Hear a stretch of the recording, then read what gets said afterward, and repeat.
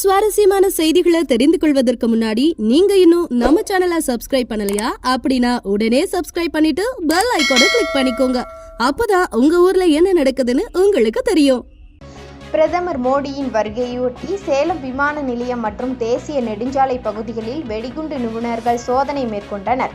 நாடாளுமன்ற தேர்தல் தேதி அறிவிக்கப்பட்ட பிறகு முதன்முறையாக பிரதமர் மோடி தனி ஹெலிகாப்டர் மூலம் சேலம் வருகிறார்.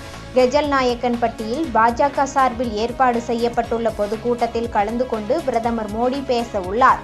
பொதுக்கூட்டம் நடைபெறும் கெஜல் நாயக்கன்பட்டியில் 44 ஏக்கர் பரப்பளவில் பிரம்மாண்ட பந்தல் மற்றும் மேடை அமைக்கப்பட்டுள்ளது.